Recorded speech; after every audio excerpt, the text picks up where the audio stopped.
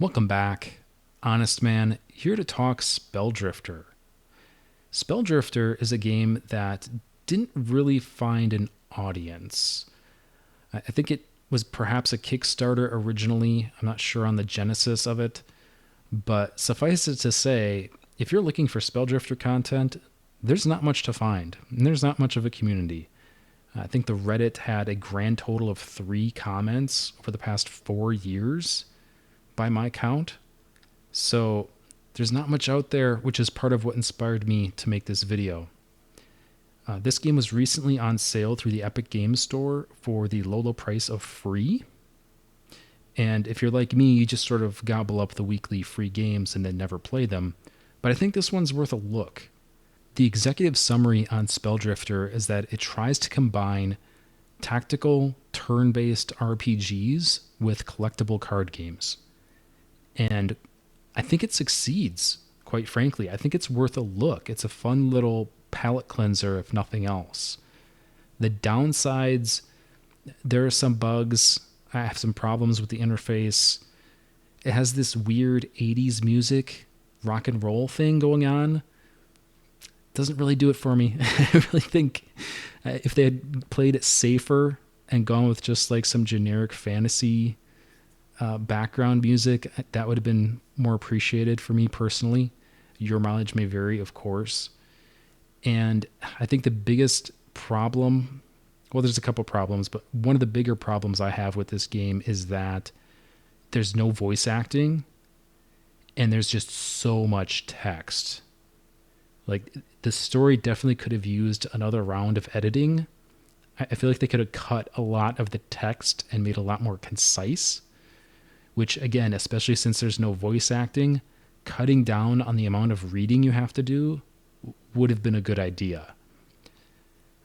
Ultimately, though, I would just skip all that stuff and just treat this as a straight gameplay experience rather than sludge through the text. And as for the music, I mean, I usually have like a podcast or something in the background anyway, so I don't feel like I'm missing out on anything by turning the music down.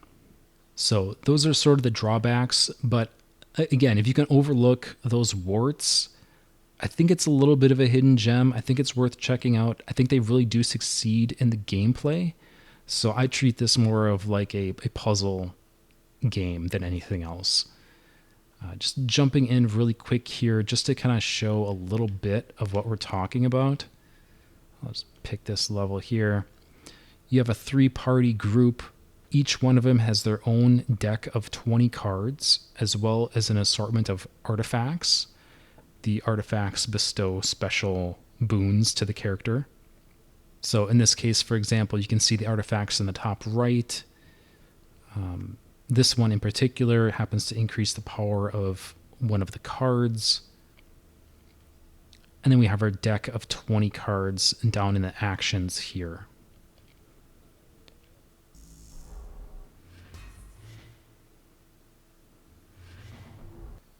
Combat takes place in this sort of top-down grid-based view. You can adjust the angle to your liking. Each of your 3 characters starts with 3 cards randomly drawn from your 20-card deck. And in addition, on the right-hand side here are 2 static options, which is your main hand weapon and your offhand equipment. These can be overridden by equipment cards in your deck. So, for example, here I happen to have Geist Lord's Hammer, which is a main hand weapon. I don't have the resources to equip it right this moment, but that would hypothetically replace my rapier were I able to equip it. And then you just proceed to, move as you can move, and then use your cards.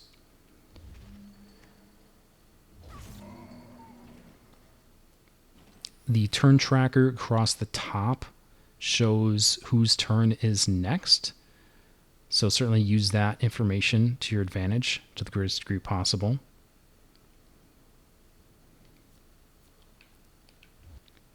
And this is just demonstration purposes, so I'm just going to throw out some cards really quick. This is not a great draw for me, but still managed to clear 3 targets with 3 attacks, which is pretty good. Pretty happy with that.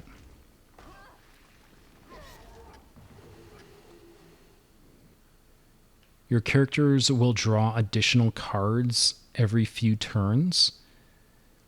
Other than that, there are certain ways to cycle your deck.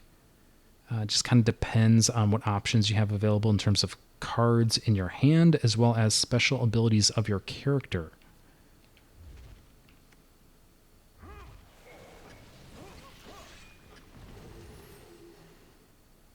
And I'm going to move through this pretty briskly. This is really just a very, very quick demo of what we're talking about here.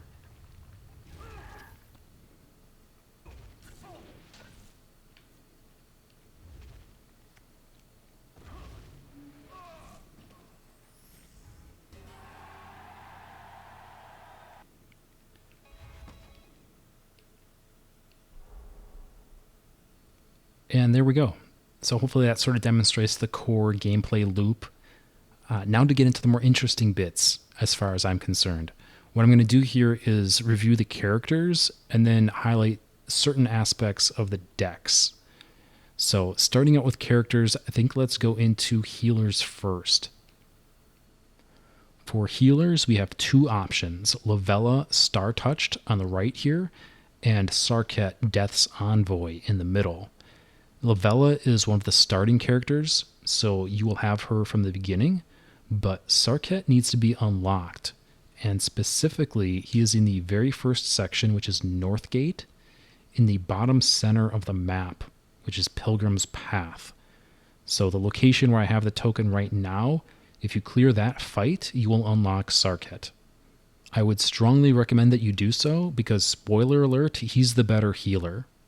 So I'd recommend critical pathing to this location and unlocking him as soon as possible. And part of the reason I say that is because you're not necessarily going to max everyone's level without grinding if you don't unlock them soon enough. At this point in the game, you're going to be able to max Sarket by the end of the game if you keep him in your party. But let's talk about why he's so awesome. So each character has their own sort of special ability, and the text might be a little small here, so I'll read it out. Sarket's special ability is that every time he kills an enemy, he restores 3 health to himself. And your base health is 20. So if you can restore 3 health per enemy kill, that's a big deal, and it really adds up. In addition, Sarket has 1 armor. So whenever he receives incoming damage that isn't piercing damage, damage that doesn't bypass armor, it gets reduced by 1. And again, a 1 point of armor might not sound like a lot, but it is a big deal. Meanwhile, Lavella doesn't have any armor. Her special ability is that whenever she restores health, the target gains +1 armor for a short period of time. That's not awful. I don't think that's the worst special ability, but it's just not good enough in my view for a couple of reasons. Number one, she's not going to be a full-time healer, or at least I don't think she should be. Your healers in general should be treated like mages that are doing damage, but with the option of doing some healing and support. I don't think it makes sense with a group of only 3 characters to have someone purely dedicated to a support role. Could it work? Sure, maybe it could. I don't think it's optimal, though. I think you really want your healer dealing damage to the greatest degree possible. If you have an enemy that's doing 5 damage per turn, you're way better off having your quote-unquote healer kill that enemy than to heal 5 health per turn. In no small part because you can't heal 5 health per turn. Like, there's just not that much healing available. Now, you could restore 2 health per turn because Lavella's standard main hand action is to restore 2 health. So she could really lean into this mechanic of, armor bonuses every turn. But 2 health just doesn't cut it, quite frankly. Situationally, it could make the difference. But in the preponderance of encounters, that's nothing. Like, that's for a character that represents 1/3 of your action economy, for them to spend that turn doing a heal for 2 health and bestowing 1 armor, that's terrible value. Meanwhile, Sarket has a piercing attack as his main hand action. so he always has that available. And that attack hits every enemy around him. All 8 squares around him are hit with this piercing attack. It only does 1 damage, but again, it's piercing, it ignores armor. And being able to pierce for 1 is super helpful. Even into like the end game encounters, there's a lot of adds. There's a lot of small HP enemies, and sometimes they even have armor. Being able to hit everything around you for piercing 1 is really handy, especially when it's going to heal him for any kills he gets. So even though the numbers are small, the way the encounters work, like I said, you still have this mix of low HP enemies even in the end game encounters. So very helpful. All of that is to say that just taking these characters sort of at face value, base attributes, I think Sarket's the clear winner here. We're not even getting into the cards yet, but I definitely put him ahead. In terms of cards, most of the characters have cards that only they can use. In the case of Sarket, one of those cards that I want to highlight is Death Grasp. Now, to be clear, I don't think this is good enough to run in your base deck. It's like borderline because it's a little too situational. And the reason I say that is because it only affects boss enemies. And not every fight is going to have a boss enemy.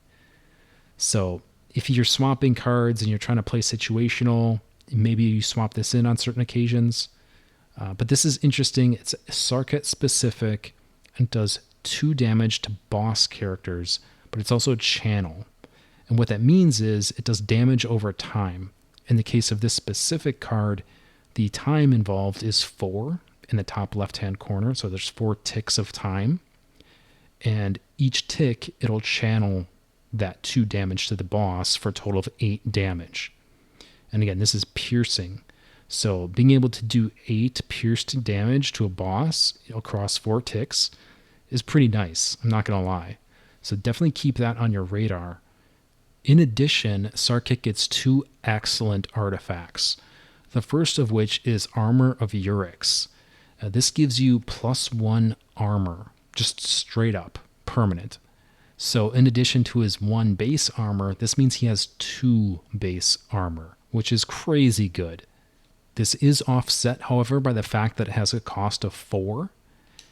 So that is pricey for an artifact cost. And the way the artifact cost works is it's your character level, basically. Maximum character level is 15. So you will have a maximum of 15 artifact points to allocate. So 4 of those will get gobbled up by Armor of Urix. That leaves you with only 11 to allocate in addition. And definitely 2 of those 11 should go to Extinguish. Extinguish, again, this is a Sarket-specific artifact, increases the power of Strangle. Strangle, as we can see on the right-hand side there, is a spell card that will instantly destroy an enemy that has 4 or less health. Now, I think even base Strangle is really good, but just take something out that has 4 or less health is really good. And part of the reason that's good is because that doesn't care about armor. So if you have an enemy that has a lot of armor, but only 4 health, I mean, this is effectively a piercing attack for all practical intents and purposes. In addition, juxtaposed with one of the special cards we just looked at, this is not restricted to boss characters or minion characters. So even if it's a boss, you can strangle out bosses, which is a great use of this card. The only thing this doesn't work against is structures, which is like the 3rd enemy type, but structures aren't as common as minions. So I don't hold it against the value of the card that it can't work against structures. It's still an amazing card to have regardless. So if you can increase the power of this to 6, this is just like the nail in the coffin compared to Lavella. What does Lavella get though? What are her options that would maybe distinguish her? Well, the first is Annex's Blessing. I don't think this is a good card. Annex's Blessing gives a friendly character +2 attack on their next turn. And if you spend 3 devotion, which is a limited resource, the effect has duration of 4 instead of being limited to just their next attack. This just isn't good enough. You're only doing a +2 to someone, so you're spending a third of your turn economy, a third of your actions to give a +2, and you'd really have to engineer it, with the 3 devotion kicker to try to get more than one attack out of this. I just don't think that's good. There are situations where it could hypothetically be overpowered. For example, if you were able to Annex's Blessing with the 3 devotion kicker onto someone who has a counterattack that's active, and they're going to get swamped by a ton of enemies over the next 3 ticks, then you can get a huge amount of value out of this, potentially. But that's just too situational. I think there's too much competition for cards. I don't think this is good enough. Lavella also gets Eerie Blessing, which gives each friendly character +2 health. This is kind of hard to evaluate for a couple of reasons. Do bear in mind that her special ability, she gives a +1 armor when she heals. So this is going to give everyone +1 armor in addition to the +2 health, functionally speaking. I don't think that's good enough, though. I don't hate it. It's better than nothing. The problem is that if everyone's really hurt and everyone's being attacked, you done messed up, probably. It's probably what it comes down to. Like, usually you have sort of a tank character who's at the front of it, and you're trying to focus healing on them, not so much spread thin healing across everyone. If you're in a position where, oh my god, I need to heal everyone for 2 and give everyone +1 armor, you're probably dead anyway, right? Because 2 healing just isn't enough, and 1 armor also is very small. If you're in a situation where all 3 characters are in the red, so to speak, I don't see how that's going to save you. So in general terms, I'm not crazy about this. Certainly it makes sense if you are trying to run Lavella as a 100% healer. But again, I don't think that's a great strategy. And then the final card that I'll highlight for Lavella is an artifact, which gives Cure an area of Blast 1. So what that means is Blast 1 is basically radius. So instead of targeting a single square, it will target everything around a single square. So 9 total squares. That might seem good, but there's a couple of problems with that, like philosophically, in my view. And again, it comes back to what I was just saying, where it's like usually you would kind of have a tank running point and everyone else holding back or trying to create distance. So the idea that you'd be bunched together such that you'd be able to take advantage of this, I don't think that pans out. Or I don't think you should be trying to play to that, I guess is maybe a better way of saying it. And part of the reason is, especially when you get into some of the tougher bosses, they have area of effect attacks. Like if you clump up, you're playing right into their hands and they're going to hit everyone, versus trying to spread out and surround and flank. So ultimately, I feel like there's anti-synergy with this card and smart combat tactics, right? If you're clumped up that this card gives you value, I feel like it would be better not to be clumped up. And maybe that puts you in a situation where you don't need this card because you can just focus your healing on the person who's taken the brunt of it. That said, again, if you are really leaning into like a full healer concept and you think that's fun, then definitely I can see playing into this. But compared to the tools that Sarkhet gets, I don't think Lavella stacks up. Next up is mages. On the right-hand side here again, we have Mordiar, the sorcerer, and we have Rena, the Ember Mage. So these are the 2 mage options. This is really tough to evaluate. Rena is a starting character, whereas Mordiar is the last character that you unlock. You unlock him deep into the 2nd chapter, which is problematic because at that point in time, there's only so much XP left before you're to the end of the game. Now, certainly you can always replay levels, you can always grind if you really want to, but I wouldn't really recommend that. I think I have to weigh that in my evaluation. And yeah, for Rena, you can easily get her to level cap without even trying, but Moradar, you'd really have to focus and then also do grinding to try to max his level. So that does put him at a disadvantage. In terms of their special ability, this is super close as well. When Mordiar gains focus, which is the sort of special limited resource that mages manage, whenever he gets focus, he gains +1 armor until his next turn. And as a mage, one of the core things that you're trying to do is build focus. So this is not a trivial mechanic for him, and I venture to say that it makes him superior to Rena. But it's a really close call. On Rena's side, whenever she plays a fire card, she gains Counter-Strike 2 until her next turn.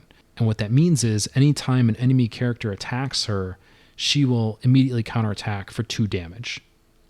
That can be extremely powerful in certain situations. The challenge here is that neither of these characters have any base armor. And Ren obviously doesn't have the +1 armor per focus that Mordiar brings to bear. So keeping her alive, if you're trying to play into this Counter-Strike mechanic, is very, very challenging, to say the least. I do like it as an ability, but its practicality varies wildly with encounter difficulty and what you're up against. For cards, looking at Mordiar here, he gets a special relic called Volatile Shield Rune. When an enemy character attacks a target protected by your Glacial Shield, they are frozen.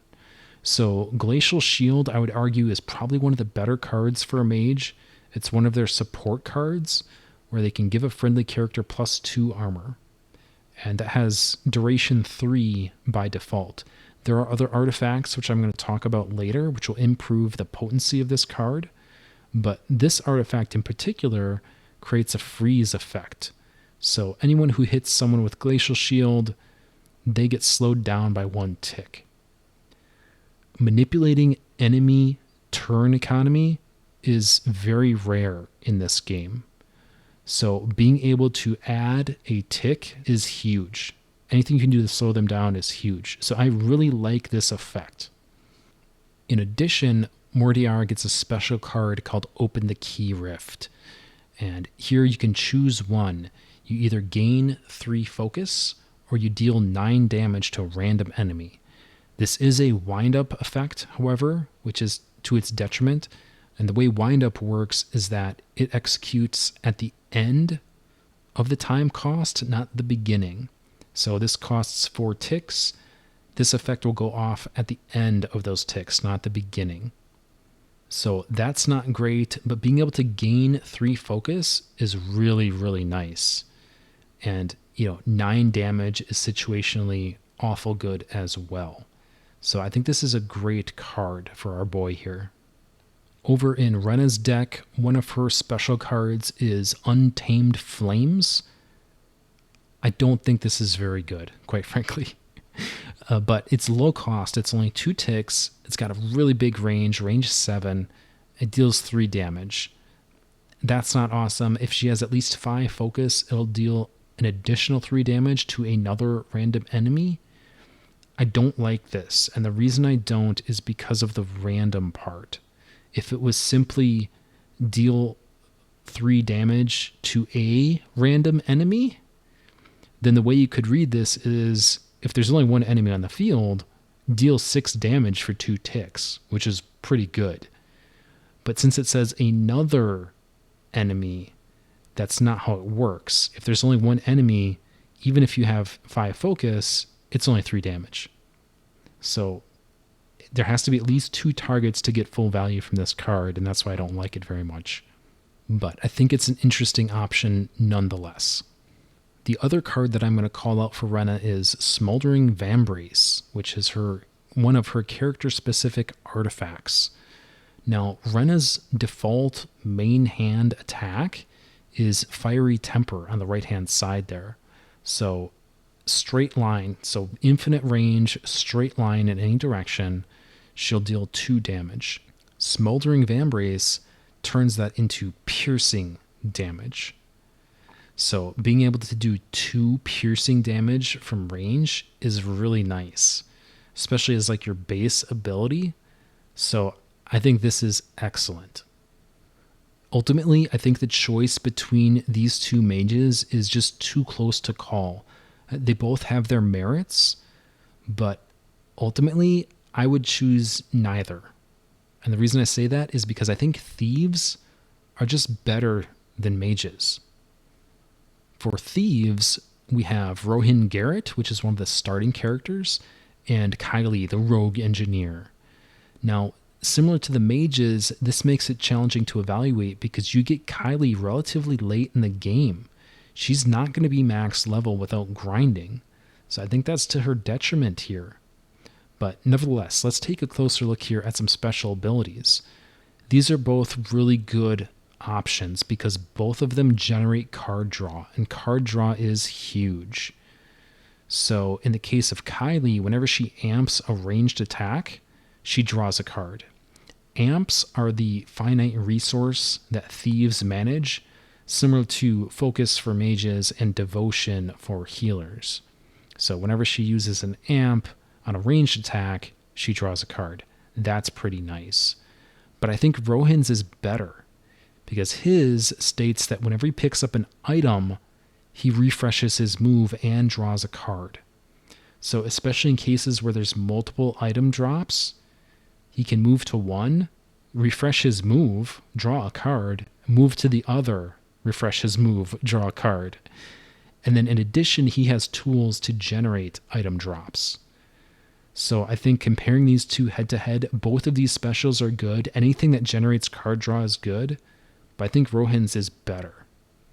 For Kylie's special cards, honestly, there's not much here. There's not much here that really starts to swing it in her favor.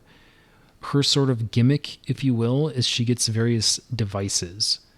Rohin can access devices as well, but Kylie gets some additional ones at her disposal. For example, this Void Mine. And the Void Mine is Blast 1, 5 damage to all characters on a 3 tick speed. There's a couple of problems with this. Number one, it's all characters, including friendly fire, so you have to be really careful. Number two, it costs 3 ticks, so it can be difficult to set up. That said, 5 damage AoE in a 9 square area is a pretty big deal. So this is really nice, don't get me wrong. Ultimately, I think it's just a little too situational and requires a little bit too much setup. One of her other devices is the Healerizer, and the Healerizer is a radius effect that restores 2 health to each adjacent ally. Now, similar to the healer conversation, the problem with this philosophically is that it requires you to bunch up, which, depending on the encounter, is tantamount to suicide. So, just by virtue of that fact, makes this really situational. I would have a hard time justifying a spot in my deck for Healerizer. And the last device that I'm going to call out for Kylie here is the Taunt-O-Matic. This one I kind of like, honestly. It's a structure with 5 health that has 3 armor and has Provoke. So I'm going to talk more about Provoke when we get to Warriors, but this is a pretty good card, honestly. If you do go Kylie for whatever reason, I think this probably warrants a spot in your deck. I don't think I would carry 2 of them, but I think having 1 of them could make sense. There's certain situations where this could be very valuable. For Rowan, he doesn't actually have any character-specific cards, so I can't show you any. Or if he does have any, I've never received them. So, there you go. His best attribute, however, is not a card. It's his base main hand weapon. And the reason that's so great is because it does piercing damage. It does 2 piercing damage by default, which is excellent. And we can boost that to 3 piercing damage which is crazy good. So even though he doesn't have any custom card gimmicks in his deck, having that piercing damage on hand at all times is great. And combined with his superior card draw, I think he's the superior thief here. Last but not least, we have our 3 warriors, Faden, Korgan, and Merrick. Faden and Korgan are both starting characters, so you will have them from the beginning. Merrick, however, you get at the end of, I believe, the first chapter. So he's a late bloomer, but that's still early enough that he can max pretty comfortably before the end of the 3rd chapter. So even though you don't get him right away, you get him in the same chapter as Sarket, which is early enough to more or less put these on equal footing, in my view. In terms of base attributes, all 3 of these characters have 1 armor, which is sort of the standard for warriors. For special abilities, Korgan's weapons cost 1 less tick to equip, and he gains 3 fury when he uses them. Fury is the resource that warriors manage, similar to the other resources that I mentioned for the other character types. This isn't bad. Being able to equip a weapon more quickly is nice, especially early in the game. And a 3 fury is better than nothing. Here's the problems with this. The first problem is that when you start accumulating better cards, in my experience, you tend to gravitate away from weapons and equipment, right? Because you're wasting a turn equipping the weapon. So that's a turn where you do 0 damage. And then, it would not be until after that you'd be able to use the weapon and deal the weapon's damage. In the early game, that can pay off because weapons are so strong compared to your other options. But later in the game, your attack cards are as strong, if not stronger, than the weapon effects. So why would you waste a turn doing 0 damage by equipping a weapon versus using a card that's going to do damage immediately and then continuing to do that? So I don't think this is a good special effect. And the problem with the 3 fury is that 3 is a really dumb number because most of the effects for warriors are multiples of 5.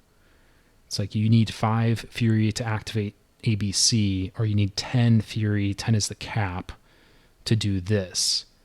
So adding 3 is just a weird number that doesn't really help you. I mean, certainly it adds up. Don't get me wrong, it adds up. But again, that's predicated upon using weapons as well. I think he has the worst special ability of these 3. Now, jumping into his cards right away, so we can sort of put him to bed, he does get Reprisal. Now, Reprisal is super interesting and potentially makes Korgan a good pick all by itself. Until your next turn, whenever you are attacked in melee range, you return that much damage back to the attacker, including any that you may have blocked. So if you have Korgan buffed to 4 armor, as an example, and an enemy comes in and attempts to do 4 damage, it will do 0 damage to Korgan, and he will inflict 4 damage on the attacker.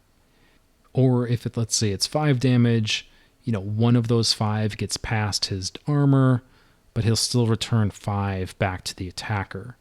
This is an amazing card, and like I said, this almost makes it worth using Korgan all by itself, but I think there are better tools available, as crazy as that might sound. For Merrick, his special ability is that whenever he has Provoke, he gains +1 armor. The description also says Tenacity. I think that's a bug. Nowhere in the game does it explain what Tenacity is. I'm not sure it's even a thing. I think this was some sort of revision or typo that they forgot to correct this text. So, nevertheless, I would just read this as whenever he has Provoke, gain +1 armor, which can synergize very nicely with his character-specific Battle Stance card. So this only costs 1 tick, which isn't great. I wish this was 0 ticks. I wish this was an instant. But nevertheless, this provides Provoke and Counterstrike 2. So combined with his special, the way you read this is Provoke +1 armor and Counterstrike 2. So if we're just talking about his base armor at this point, that would bring him to a total of 2 armor and a provoke effect, and he's counterattacking. So similar to Reprisal that we just saw with Korgan, this gives a way to return damage to attackers through the counterstrike effect, and the fact that he's provoked forces adjacent enemies to attack him. So if you have a lot of enemies, you're getting swamped, this can really turn the tide. So I really do like this. And this is another one of those tools similar to Korgan's Reprisal, where it's like tempting just because of this, because this can really trivialize certain encounters. So even though, spoiler alert, Phaedon is the winner, Korgan and Merrick do provide some interesting options and some interesting value. But let's look at Phaedon. And the reason she's the winner is that unlike these other two gentlemen, she has card draw.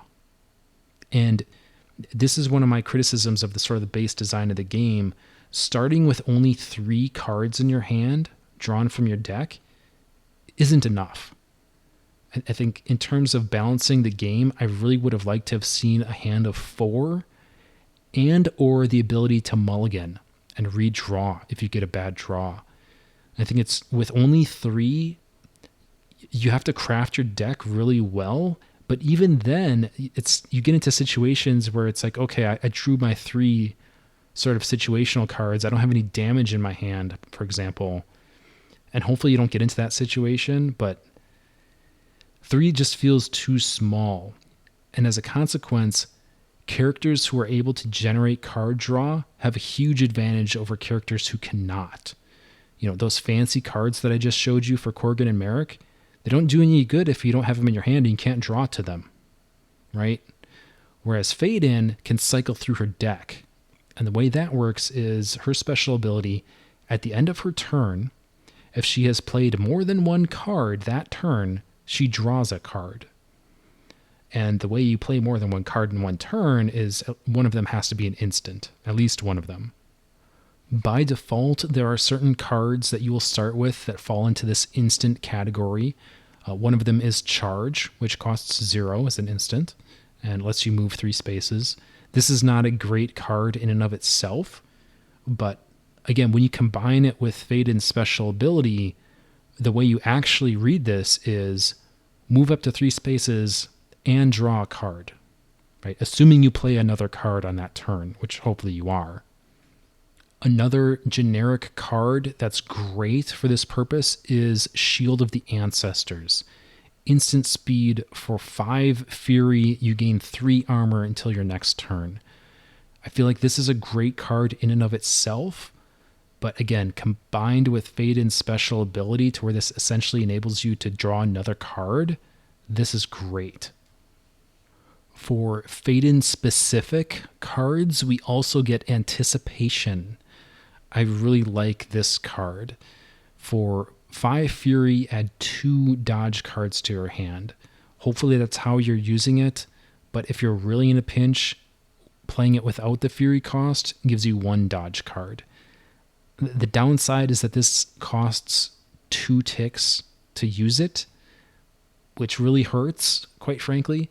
But if you can get 2 instant speed dodge cards and you're in the process of moving across the map, so it's not really a wasted turn, these sorts of situations, this is great. And the way dodge works is that it just completely negates any damage you take before your next turn.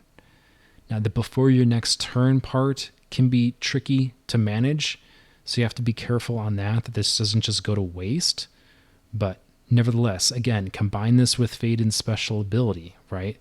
Having 2 dodge cards, 2 instants in your hand for you to strategically pull out and play, and then combine with another card and then draw a card, she can churn her deck very effectively. Last but not least, Phaedon gets Street Fighter's Stance, which is an excellent card that plays into her mechanics here.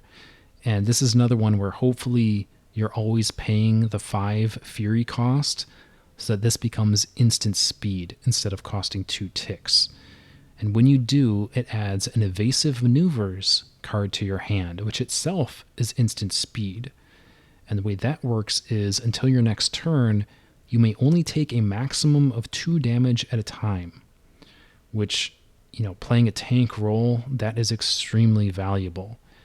If you're against a single enemy that's doing a ton of damage, certainly you would want dodge. But in the case where you have a ton of enemies or just a non-trivial number, evasive maneuvers can be much, much better, so that each of those big 3 guys that you're trying to take down can only do 2 damage each at most until your next turn. And again, if you're able to pay that 5 fury cost up front, you can generate card draw just from this one card, right? Because you will play this card as instant speed, Street Fighter stance, and then immediately play evasive maneuvers at instant speed. So not only are you cycling your deck, but you are gaining valuable effects, and it plays directly into sort of the tank role in the form of dodge and the form of evasive maneuvers. And if the card draw mechanics weren't enough for you, Faden also distinguishes herself because her main hand default weapon deals 3 piercing damage, and the other gentlemen, the other warriors, do not get piercing damage on their default weapon. So to me, that's just the nail in the coffin. I think Faden is definitely the best warrior because of the piercing weapon and her card draw mechanics. And that brings us to our dream team. This, as far as I'm concerned, is the best lineup. We have Sarket as our healer, Faden for our warrior, and Rohin for our thief. This is the lineup. This is the setup. This is what I'd recommend. And in particular, I would put them in this specific order.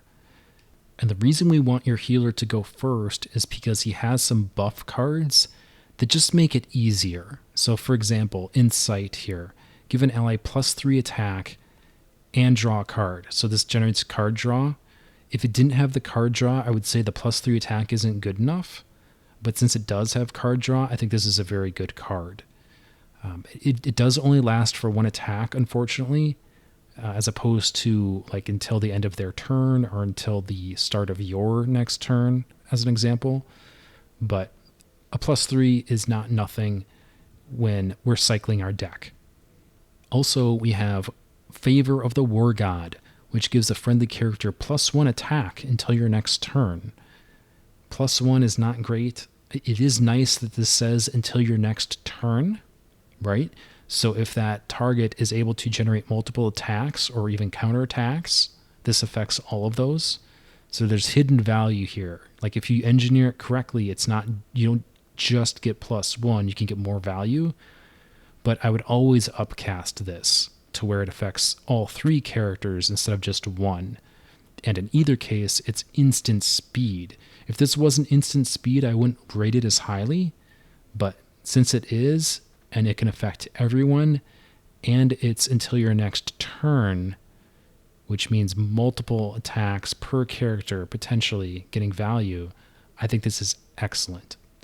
And again, so this is why you would have your healer first in the turn order, so that you know right away going into that round, okay, I'm going to be buffed this round. You could do it the other way around, but I think that's harder to engineer. So those 2 cards are really why I would prioritize having your healer first in your turn order. Let's dive into Sarket's relics here. Let's start with his artifacts. And the most important artifact, or one of the most important artifacts for your healer, is the Rictus Mask. Now, unfortunately, the artifacts that you get are somewhat random. And one of my 3 playthroughs of this game, I never received this artifact, and it is not available for sale in the store. So that's the bad news. This is a very good card that you might miss. The good news is that you should have it halfway through the first chapter. So if by the time you get Sarket and you have 1 or 2 battles under your belt with him, if you don't have this, you probably missed your chance and might want to start over. It's up to you. I wish I knew the mechanics of how and when and why you get this artifact, but nevertheless, there you go. It's random. Hope you get it. And what this does is every time you spend devotion, deal 3 damage to a random enemy. This is great. You start with 5 devotion, and you can use additional artifacts to bring up to 7. So that's 7 opportunities, potentially, depending on how much devotion you're spending at a time, to do an additional 3 damage. In practical terms, some of those devotion expenses are going to be 2 at a time, so you're not going to get a full 7 shots of this, but nevertheless, that's the ceiling. And this is just so good because, as I said earlier, even continuing into late game, you still have a lot of ads in many of the, not all, but in many of the encounters.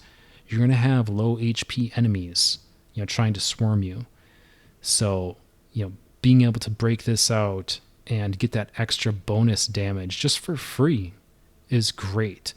And, this works on any number of targets. So if you're down to just one big boss, this is great then as well, right? Whatever you're casting, get an extra 3 damage on it. The only time this is really negated is when you're up against something that has 3 or more armor, because this is not piercing. But I think the value from this is just huge. So even though it rarely is negated, it's still worth it. So I definitely run Rictus's Mask. Next up is Vial of Thunder, which adds +2 damage to K'Lhunn's Thunder. And you can do 2 of these, and I would recommend doing 2 of them. The downside is that it adds ticks, but I think it's worth it. You can bring your base damage on your Thunder spell all the way up to 6, and if you pay 1 additional devotion, you can take it to 8, and you combine that with Rictus Mask, and that's a +3. So, especially in cases where you're down to a single target, that's 11 damage total. Hoping there's no armor in play. So, Rictus Mask, 2 Vials of Thunder, 2 Crude Idols. Crude Idol, it only costs 1. It gives you +1 devotion to start. I think this is great. And part of the reason I say that's great is because it's really hard to generate devotion. Like, there are certain artifacts here, like Blood Tithe, that can get you a little bit of devotion, but ultimately, I don't like a lot of the cards that would give you devotion. So, Entreat the Goddess, this is another example. Restore 2 health, gain 2 devotion. I don't think that's good enough. I really don't. So, I don't like those. I would much rather start with 7. I feel like 7 is a really good number. And if you're smart about how you're managing it, I feel like I don't usually run out, or I have just enough, put it that way. In addition to the Crude Idols, we have Extinguish, which I highlighted earlier, that increases the strength of your Strangle.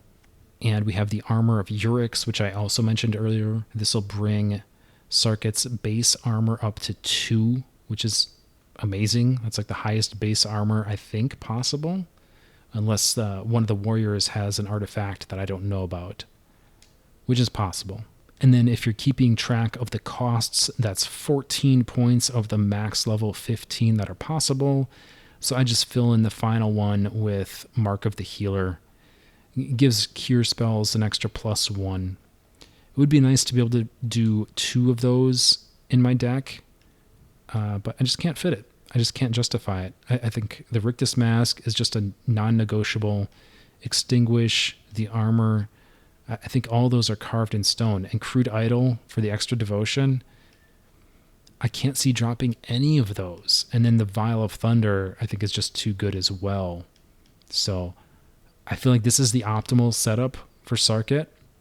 Your mileage may vary, but I think this is a really strong kit. And then for our actual cards, Divine Hammer, 2 copies of this, deal 3 damage, draw a card for a devotion. This, I think, is great. It's only 2 ticks, deals a little damage, gives you card draw. Combined with Rictus Mask, it's also 3 additional damage to a random target, right? So even though the numbers, there's a lot of small numbers, I feel like they all add up to big value. 2 ticks for 6 total damage across potentially 2 targets, maybe 1 target, and draw a card. Card draw's great. So I love Divine Hammer. Insight, I highlighted earlier. Gain +3 attack to an ally on their next attack and draw a card. More card draw. We like that. And Cure, I do run 2 Cure spells here, and we have that artifact, so this is 6 health, not 5. That will help keep our warrior alive. Judgment of Urix, this is another one, 3 damage for 2 devotion, restore 3 health, and again, combining with our mask, this is really 6 damage. So it's 3 damage to target, 3 random damage, and restore 3 health. I feel like that's a lot of value. I wish it wasn't 2 devotion. I feel like that's a little steep, but nevertheless, I still think this is good. So I run 2 Judgment of Urix. Favor of the War God I mentioned earlier. Instant speed, that's great. Nice team buff. I have 1 Capricious Justice. Deal 2 to 7 damage. You know, if you don't like random, I don't really like random either, but I feel like this is decent value. So I do run 1 of those. That is probably on the bubble if there's something else you like. Channel the Storm. Again, this is a channel card, so this operates on every tick. So this is going to be a total of 9 damage across 3 ticks. And it targets the nearest enemy, which I think usually works out pretty well. Like, I usually don't have any complaints about that, but do be aware of that. You can't control who it targets. Kowloon's Thunder, I mentioned before, with our artifacts, this goes all the way up to a base of 6 damage.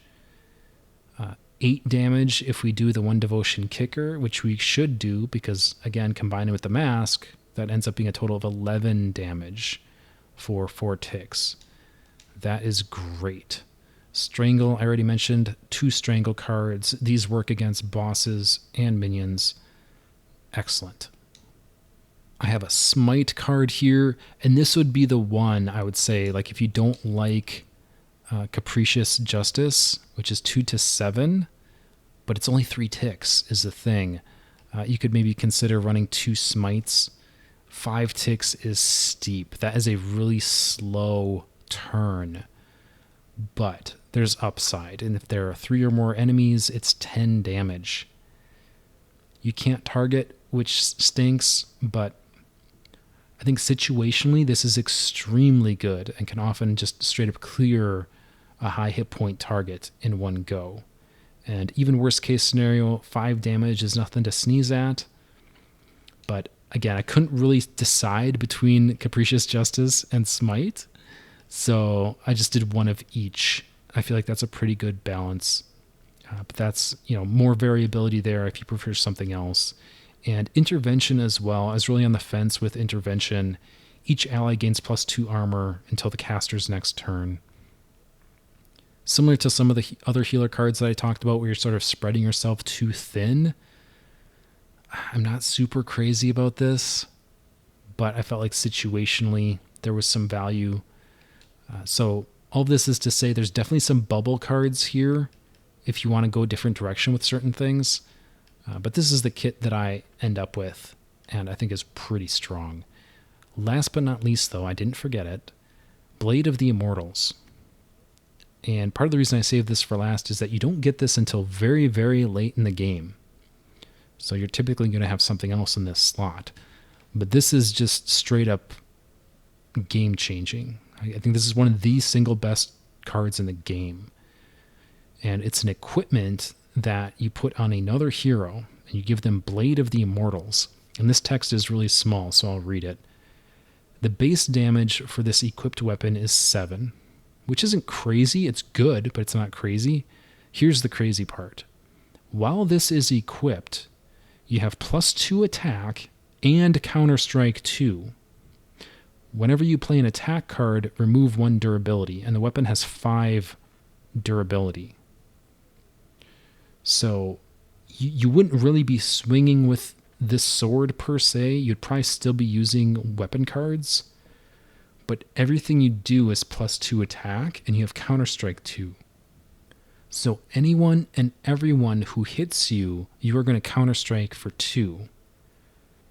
especially for the final encounter, especially for some of the tougher encounters that have a lot of swarming spawns. This is just encounter breaking. This like can trivialize those encounters if you can put down Blade of the Immortals on your tank. So this is one of the best cards in the game. Be smart about when and where you play this. And, this is one of the reasons why card draw is so important, right? If I can't draw into Blade of the Immortals when I need it, then we got trouble, right? So and that's why I put such high value on Insight, right? Which is otherwise a card that people might be tempted to drop. But this is card draw. And similarly, Divine Hammer, more card draw. We want to be able to draw into our Strangle, our Kowloon's Thunder, our Blade of the Immortals. So don't sleep on card draw. Speaking of card draw, onto the Queen of Card Draw, Faden here. And for warrior artifacts, this is another area where I've noticed randomness. There are certain artifacts you may or may not receive on a given playthrough. And in particular, on my very first playthrough, I received an artifact that I believe had a cost of 1 and increased hit points by 3 for warriors. And I haven't seen it since. But I guess the good news is it's not super game breaking, not like that mask is, or not super valuable like the mask is, I should say. And you can put together a really strong kit without it. And that starts with Lodge of the Hammer, which also boosts hit points, but it's cost 3 for plus 5. So this will give you a total of plus 10 hit points, taking your base from 20 to 30. And I would run 2 copies of that to do so. In addition, we have Gauntlet of the Kendai. And this adds plus 1 armor to your Guarded Strike. And I would run 2 of these, so that Guarded Strike is 4 damage and 4 armor. Then we have Ancient Bracers, which your Fury of Ages costs 1 less. And to be clear, this is talking about speed. So instead of 4 ticks of speed for Fury of Ages, you can bring it all the way down to 2 ticks of speed for Fury of the Ages, which by warrior standards is a really quick attack. So I've definitely liked this. I like running 2 copies of this to bring your Fury of the Ages down to cost 2. We also have Warrior's Brand, which increases your onslaught damage by plus 1. And I'll talk more about onslaught in a second, but I've run 2 copies of Warrior's Brand, so we have plus 2 on that card. And last but not least, our centerpiece here is Ace of Warriors. So I talked so much about Faden's card draw mechanics, and this just synergizes amazing with that. This makes her the best card draw in the game. Ace of Warriors, when you play an attack card or weapon, shuffle a Lessons of Battle card into your deck. So it doesn't go into your hand, it goes into your deck. But the way she turns over her deck, you're going to draw into these for free anyway. So this is not bad. And even if it's like, oh shoot, I was really hoping to pull a weapon card or an attack card and I got a Lessons of Battle. Well, let's read Lessons of Battle. It says gain 1 armor and provoke and draw a card. So, and it's instant speed. So there's 0 downside. You're not diluting your deck with trash cards. Ace of Warriors combined with Faden's special ability is just amazing. She has just so many tools and so much synergy. She can turn over her deck like no other. Our Thief comes close, but I'd say she's the queen. Now, one thing I'll note here, Ace of Warriors, this is an artifact that you can buy from the shop. I believe it costs 3,000 gold, which is like the top end of artifact cost. It's worth it. I would say that should be one of your first purchases. There are some very high value, very low cost artifacts, and by that I mean artifacts that I have mentioned or will mention that only cost 100 gold in the shop. Definitely gobble up a couple of those for your core team first, But your first big expenditure, I would argue, should be Ace of Warriors. You want to drop the 3,000 almost as soon as you can, get that into Faden, and you're just set. For her deck proper, I run 2 Hues, which is 7 damage. We have 2 Guarded Strikes with our artifacts. This is deal 4 damage, gain 4 armor, bringing her to a total of 5 armor until her next turn. That can be amazing. Armor is very, very good. We have 1 charge card, and this one's really on the bubble. Like, there's so many better instants at this point. You probably want to drop that when you're in endgame, but I still have 1 charge card kicking around here. We have 2 Fury of the Ages cards. It costs 10 Fury, but it deals 10 damage. And again, with our artifacts, this ends up being a very fast attack, taking it down to 2 ticks instead of 4. I do just 1 Kindled Spirit. This is her heal. Most often, I don't need it, but like I said, I do like to have 1 in the deck, just in case in an emergency. It's 4 health by default, but hopefully you're never doing that. If you really need it, hopefully you have the Fury to do 10 Fury for 8 health. And then I have 2 Clobber cards, 7 base damage. If you can engage the 5 Fury Kicker, you deal 3 damage to everyone adjacent, in addition to the 7 against your primary. So 7 for 1 and 3 to everything else. Again, in those late game encounters where you're getting swarmed, this can be amazing. I have 1 Skewer here, which is a piercing attack, does 4 damage, but hopefully you can do the Fury, which brings us up to 6 piercing damage. Through most of the game, I would be running 2 Skewers, not just 1, but at end game here, this is my end game deck. I also have 1 Anticipation. I mentioned this earlier. This is Faden's special card. Lets her get 2 dodge cards as long as she can do the Fury cost. And we have 2 Spirit Strike cards. Deal 5 damage, gain 5 Fury. So this helps us generate Fury. And it's a little bit of a filler. I guess, maybe that's kind of on the bubble if you like something else. I do have 2 Street Fighter's Stance. Again, playing into Faden's mechanics. I mentioned this one earlier. I just think that evasive maneuvers, having a warrior able to access that's normally a thief card. Having a warrior able to access that is so valuable. Warrior's Onslaught. This was the one where we have an artifact. So this is actually choose 1, deal 8 damage, or deal 5 damage to 2 random enemies. And do note that this is melee range. They won't stop you. If you try to use the 2 random enemies effect and you don't have anyone in range, they won't stop you from wasting this card. So be careful of that. They need to be in melee range. But the versatility of this and the high base damage when you boost it with the artifacts is just great. And then again, as I mentioned earlier, Shield of the Ancestors is awesome. I have 1 of these. And then finally, I have a Slice and Dice. 6, I think 6 cost might be the highest cost card in the game. I don't know that anything is more than 6, but nevertheless, that's why I only have 1. It's 9 base damage and 5 to everything adjacent. So situationally, this is amazing. Worst case scenario, it's 1 big hit for a big time investment, which makes it maybe a little situational, maybe not a great value proposition. But best case scenario, you're getting that 5 adjacent damage on a bunch of enemies. And this becomes very high value. This is a very late game card, however, so you won't have that through most of the game. You're probably running something else.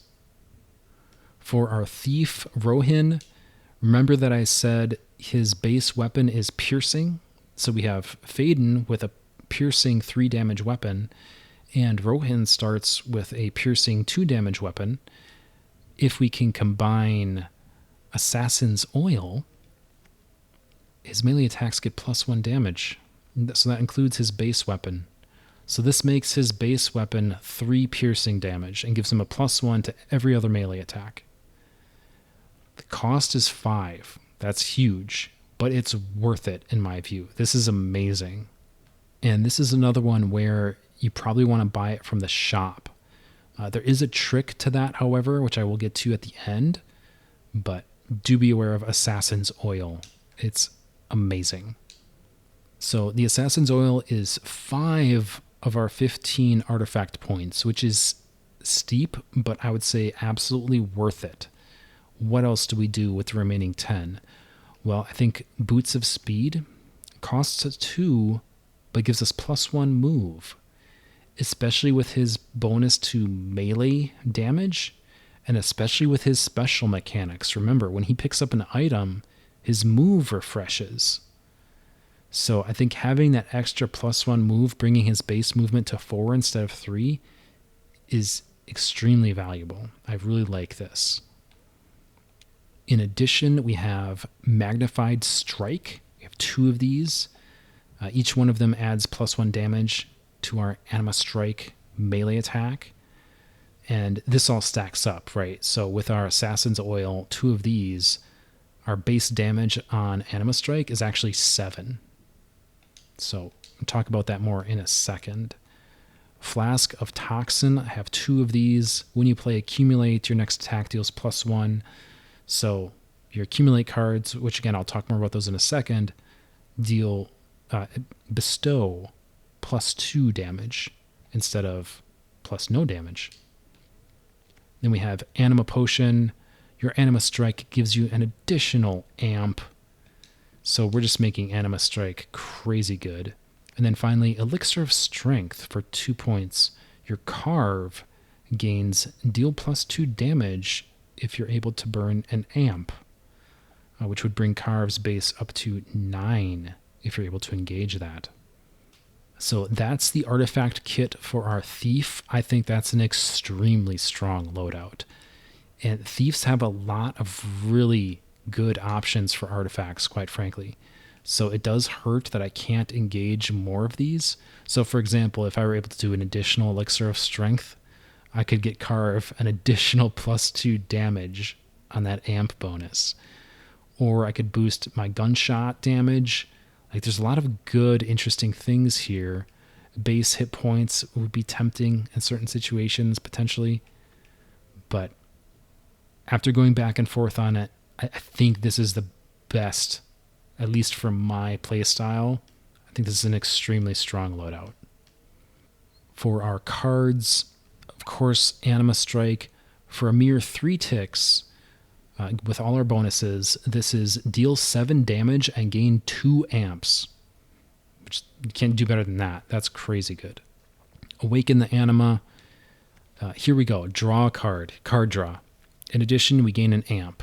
It does have cost 1, but this is where we need to understand amps. So amps reduce your tick cost. So if you already have an amp and you have Awaken the Anima in your hand, it's an instant. So if it wasn't for the amp mechanic, if there wasn't a way to reduce this cost to an instant, I don't think this would be as good. I'd struggle with it because it's sort of a wasted turn. But even then, it's only 1 tick. But nevertheless, like I said, as long as you have an amp on hand, which your entire goal as a thief should be trying to keep stocked with amps, okay? As long as you have an amp on hand, this is an instant that just cycles your deck. But even in the worst case scenario, it's only 1 tick, you get an amp and a card. That's pretty good too. I run 2 of these with our bonuses. This is your next attack has piercing and +2 damage. And then, don't sleep on the amp effect. As long as we have an amp, we also draw a card. And also keep in mind, if you have an amp, that reduces this cost to an instant. So again, it's so important to have amps as a thief, and it makes you so fast, which is why I ultimately say that thieves are better than mages. So in my final loadout, I don't have a mage. Instead, I have the thief in that role. I have 2 pickpockets. This plays directly into his card draw mechanics. This will put 2 random drops on the map. It'll either be an attack bonus, a defense bonus, or health. And again, it's cost 1, which isn't terrible if you're in a pinch, but as long as you can amp it down to 0, this becomes an instant. I have 2 aim from within. This is 3 damage ranged in an infinite straight line, gain an amp. So if you're trying to draw into amps and you don't have any, this is a great card to help facilitate that. I have 1 exploit weakness. I think through most of the game you would want 2. It's only in the late game here that I dropped down to 1. This is a piercing melee attack. With our bonus, this will actually be 4 damage base instead of 3, which isn't great when your normal melee already does 3, right? To run this card just to bring it up to 4 doesn't seem like good value. So this is really all about the amp effect. For an amp, the target loses 3 armor for 5 ticks. That's really, really good. Like as a support effect, to drop the armor of an enemy for the sake of like your warrior and whatever damage your healer might be bringing to bear, this is a great effect. 5 ticks, I wish it was a little longer, but 5 ticks is still really good. Especially as a thief, if you're stocked on amps and you're cycling through, cards really effectively, you can get 2 attacks within those 5 ticks pretty easily. And if you're smart about your warrior, they should be able to get 2 attacks into that 5 ticks as well. Not to mention whatever spell damage your healer might be doing. So exploit weakness, a great debuff. One of the very few, I would say, debuff effects in the game. I have 1, the harder they fall. You might want to do 2 of these. It's 8 damage, which is great. It'd be 9 with our artifact bonus. It is a wind-up effect, however, but it's only 2 ticks. So the damage doesn't take effect until the end of the ticks, but it is relatively quick. And if you have an amp, this reduces to 1 tick, so you should be able to sneak it in. You just have to be careful, because if you engage this card and then the enemy moves away before it goes off, it's wasted. You're not going to hit them. So do be aware of that. That's why this one isn't a complete no-brainer, but I would still run at least 1. Evasive maneuvers, we saw this with Faden. This is the one that reduces all damage to a maximum of 2 until your next turn. Backstab, I have 1 backstab. This is like a game-changing card that you get relatively early, I would say. It is wind-up, which stinks, but there's no range limitation. You just target anything on the map. It is super slow at 5. With an amp, you can reduce that, but that's still pretty slow. Nevertheless, it's an insta-kill. As long as it's a minion, that's the big drawback here, is it has to be a minion, it can't be a boss, which keeps this from being completely broken and overpowered. But it's still worth it. Like, there's minions that'll have like 15 health or 10 health and maybe some armor as well. So being able to just instantly take out one of those, I guess it's not instant, but you know what I mean. A single card to take out one of those is just great value. I have 1 Lurking Strike here. It's a melee attack, so with our bonus, this is actually 8 damage, and if you haven't moved, it's 10 damage. So the tick speed isn't great at a 4, but situationally, 10 base damage, I think this is pretty good. Also pretty good is Carve. I have 2 Carve cards in my deck. This is 7 damage base, and with our artifact, it's actually 8 damage base. But as long as you can do an amp, right? If you have an amp on hand, not only does it get piercing, but with our artifact loadout, it adds +2 damage. So best case scenario, which really should be normal case scenario, which is that you are amped, this would be 3 ticks, 10 piercing damage, which is great. Then I also have 2 kill shots. This is a piercing attack that can target anything on the map for 8 damage. This is a ranged attack, so unfortunately our artifacts don't help us here. And it is a wind-up effect, which isn't ideal. That slows us down a bit. But nevertheless, 8 damage is a highly relevant number, and piercing is highly relevant, particularly for certain structures that you may encounter. They like to throw out structures with, for example, 5 health and 3 armor, or some variation thereof, or enemies that are in sort of the 8 to 10 hit point range with armor. So this is a highly relevant amount of damage, and piercing is always great. So I like to have a couple of kill shots on hand. Last but not least, I have the Heartseeker Sword. This is pretty late game. You're probably going to have something else here, but nevertheless, I think the value on this is just too good. It costs 2 ticks to equip, which isn't great, but in the grand scheme of things is quick as far as equipment is concerned. And it gives you your main hand piercing and 6 damage.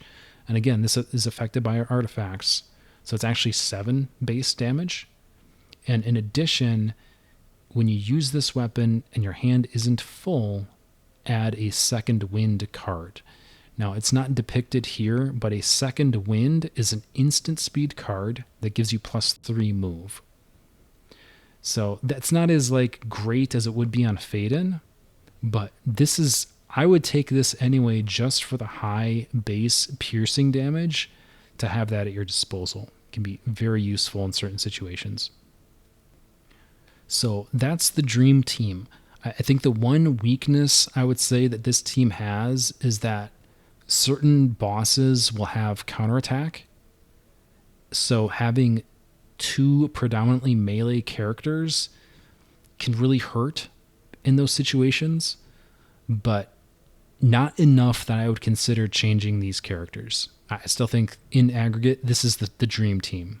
So this would be what I would recommend. That said, if you really crave a mage, I will show you my endgame Rena deck here. Again, I do think Thieves are superior because they're so much faster with the amp mechanic and with the amount of card draw you can generate. But nevertheless, the mages have an edge in terms of better ranged options, as well as some AoE options. So, they do have their value. And it starts with Molten Veins. Molten Veins, the first non-channel earth or fire card you play, costs 1 less tick. So this is extremely relevant because if you stack 2 of those, note that Fireball has a base cost of 2 ticks. But if you reduce that by 2, Fireball becomes instant.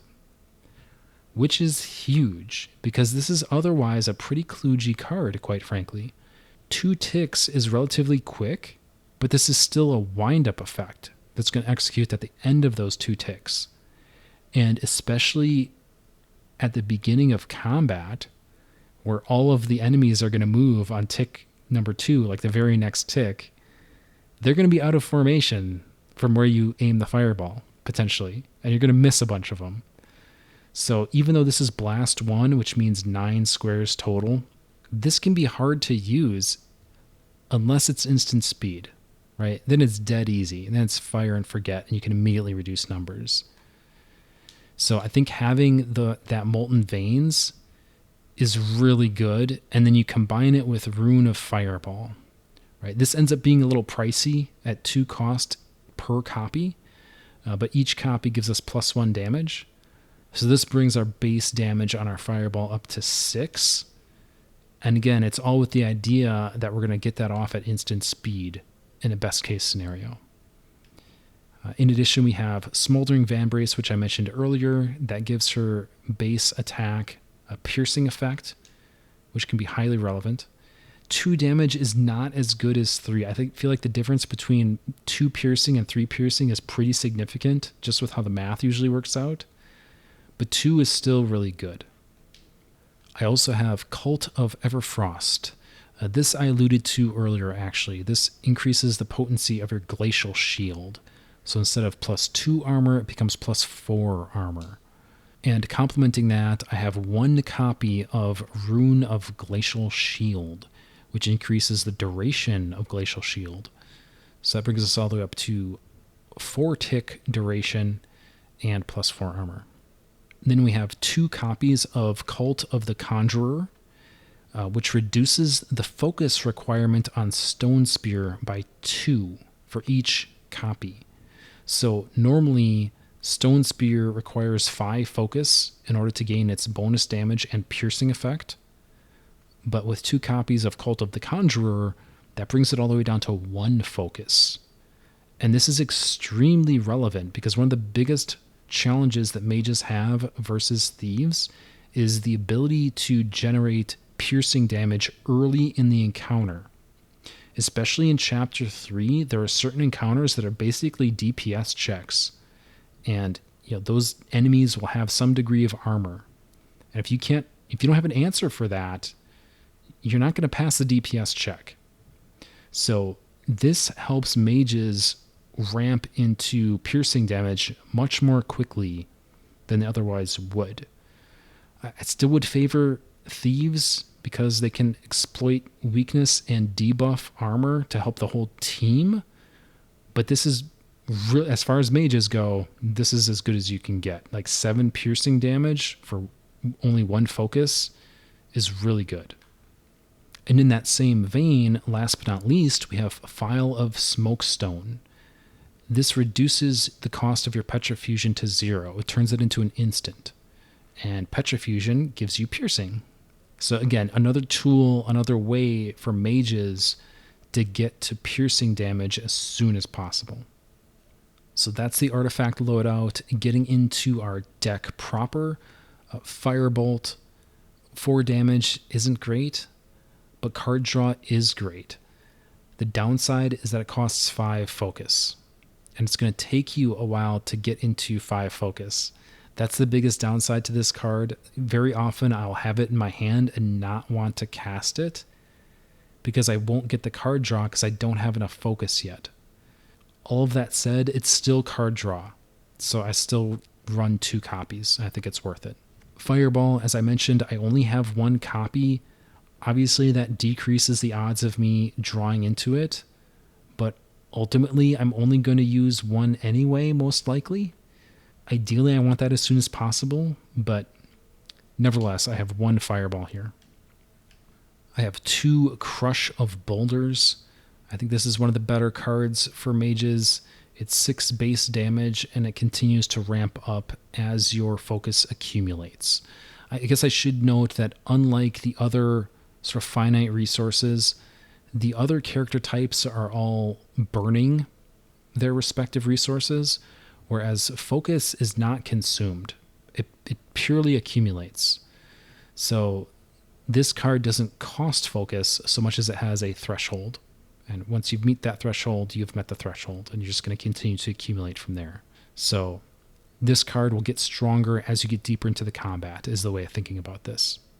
Base damage is 6, and then it dials up to 8 and 10 based on the threshold. Conjurer's Hex, here's a way to gain focus. Right? 4 damage, gain 1 focus. Normally, I would say you should be running 2 of those through most of the game, but this is like the very end game setup for Rena. I have 1 Glacial Shield here, and again with our buffs, this is duration 4 and it's plus 4 armor. Now, we invested so much in artifacts to make this better. You probably want to run 2 for most of the game, or go a different direction with your artifacts. I think that's an option. That said, I do really like it. There's times where being able to drop that plus 4 armor just completely changes the tide of battle. And it's relatively rare, but there'll be situations where Faden, doesn't have any dodge cards. Like, she doesn't have any mitigation tools. I'm all tapped out. It's pretty rare because of how aggressively she can cycle her deck, but it has happened on occasion. And then being able to drop a Glacial Shield has been clutch in those situations. That said, your mileage may vary. I can very easily see a case for, not leaning into Glacial Shield like I have here. But if a mage is going to be in the team, which I think is already a little bit of a stretch, I want as much utility and strength as I can get out of them. And certainly if I was running Mordiar, right, with his volatile shield rune that adds the frost effect to the glacial shield, now that's the tick penalty to enemies that hit you, that would make this even better. Obviously that artifact has its own costs, but nevertheless, very strong. I have one Breath of Insight, card draw. This is arguably the best card draw in the game. For 2 ticks, draw 2 cards or until your hand is full. So, I think this is the only card that I can think of where you're drawing multiple cards. So potentially very good. I do only run one of them, however. Petrifusion I mentioned earlier. With our artifacts, this becomes an instant, and it gives you piercing. Without the artifact, the value on this is extremely tentative. I think you still want it, but the fact that it costs a tick, and that potentially means an enemy is going before you, there's drawbacks there. But at instant speed, we run 2 Petrifusion cards. And that's great too, right? I talked about the instant speed fireball trick. Even better if you have a Petrifusion in your hand. You can instant Petrifusion into instant piercing fireball with base 6 damage. That's real good. That's real fun. I have one Engulf card. This is Blast 2, so it's a really big radius, and it hits everything in that radius. Downside is it's only 2 damage. It is channel, and it is 3 ticks, so that's 6 total. And like I said, it does hit every single square. No friendly fire, you don't need to worry about that. But only 2 damage. And the reason that's a drawback is it's not uncommon where you'll have enemies with 2 armor, for example. Or even just 1 armor and 4 hit points. And it's you're not really going to get through it quickly. They're going to be getting attacks off. But nevertheless, situationally extremely useful. So I like to have that Engulf. Pyretic Missile, you can target anywhere in the map, 10 damage. Downside is that it's a wind-up. But again, since you're to be able to target anywhere, they can't get away from you. You just have to be alive for those 4 ticks. So I like running 2 Pyretic Missiles. Stone Spear, I mentioned earlier, with our artifacts, the focus cost on this drops all the way down to 1.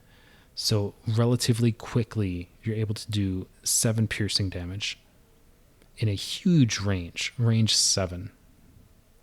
I have 1 Flash Freeze, and this is sort of an alternate tactic to the Glacial Shield. And arguably, this would be the better way to go, but it's situational, right? So the next time a friendly character is attacked, prevent the damage. Obviously, if there's only 1 enemy on the board, Flash Freeze is amazing, but if it's a group, right, that's when the plus armor from Glacial Shield will give you more value. I have 2 Blazing Rift. This one, you get to choose. Gain 2 focus, which can be highly relevant, right, when you're trying to hit those focus thresholds for some of these cards, or deal 6 damage to a random enemy. Now, random obviously isn't great, but it's only 3 ticks, so this isn't too bad, and I just like the versatility. I'd say it's roughly a coin flip between times where I'm going for the focus and times I'm going for the damage. And then finally, we have Molten Lance. Now, unfortunately, this is a very late game card, so you typically would be running different options here. But Molten Lance is just amazing. It's the only card that I'm aware of where it's a line AoE. So every enemy in a straight line, 6 damage. That's great. The only way this could be better is with piercing. And hey, with instant speed Petrifusion, that can be a reality. So that concludes my deck setup and character analysis. The final tip I'll leave you with is the Night Market. The Night Market is a location in the north corner of Northgate, which is the first zone. And what you want to do is skip it on your first pass through and circle back later in the game. Because what the Night Market does is they will offer you a random artifact for 400 gold. And the pool of artifacts that draws from strongly overlaps with the pool of artifacts in the shops. So each of the character types, healer, warrior, mage, thief, when you access the shop from their card deck, they show you cards specific to that class, right? So I'm in Fade in here, so this is only showing me warrior artifacts. Go into each of the 4, right, and buy up everything less than 400 gold, right? So that's going to guarantee that the night market is going to give you something of higher value than what you're putting in. And that'll allow you to draw into like the 3,000 gold items for 400 gold. It's random, obviously, so you can't pick, but in that way, you're going to be able to get everything pretty easily based on the amount of money you would naturally accumulate. So in total, like I had said earlier, I would still prioritize Ace of Warriors. I would manually target that one with your first 3,000 gold, give or take.